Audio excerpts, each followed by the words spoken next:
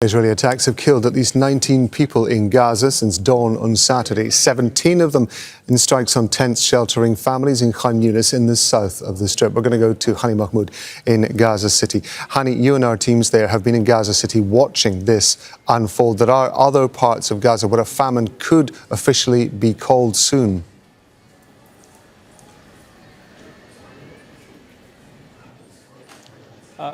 Rob, this been predictable, but at the same time, it's preventable if crossings and borders are open. But what we're seeing is a really deliberate blockade on the crossings, preventing much needed aid and food supplies, let alone medical supplies, into the hospitals. What we're seeing here, it's not something that come as a surprise to people. It's a reality. People have been living this and enduring this for the past 22 months. From the opening weeks of this genocide, it was predicted. It was certain that we are moving toward this end. It just the report just confirmed what people have been talking about, what we have documented over the past 22 months, and what have people been experiencing day in and day out, with acute shortage of basic supplies in terms of food supplies and other basic necessities, survival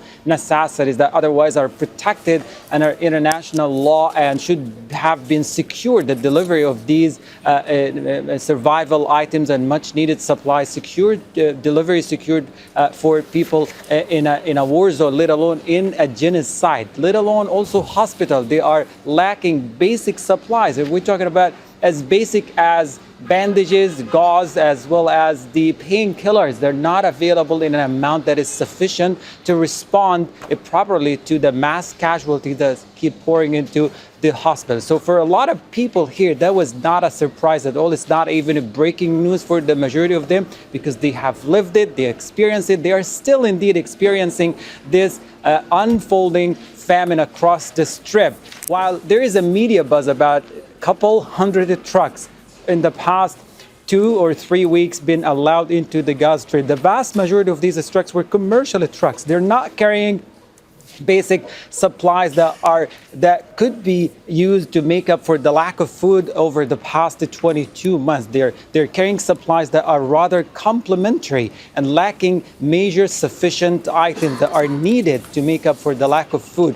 Because at this point now, it's exploding. We've passed the tipping point. We're seeing at least on daily basis, at least 2 or 4 cases documented dying because of acute malnutrition among children, among elderly, among those who are struggling to survive and recover from their wounds as a result of the ongoing bombardment. And Hani, we were just mentioning the 17 Israeli strikes on tents sheltering families in Khan Yunis in the south of the Strip. We know there have been strikes elsewhere as well. Just talk us through what's been happening over the last few hours.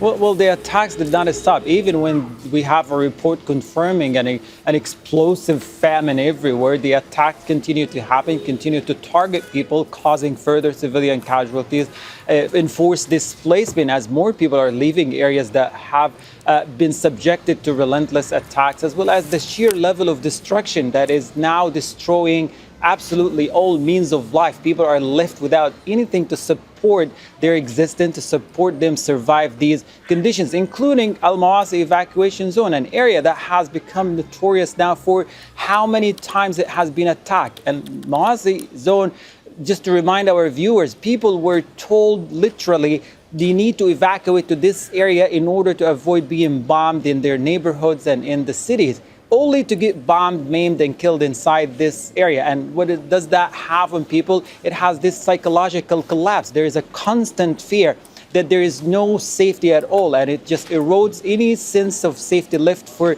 people after 22 months. Leaving their homes now, it's far more dangerous, far more riskier than staying, than going to these areas, because they know they're going to die. And we have many of the documented cases of people being killed within just days or hours of their arrival to particular areas like Al Mawasi evacuation zone. 19 people of the 19, 17 died in Al Mawasi evacuation zone. That include women and children and elderly. They were killed in their sleep.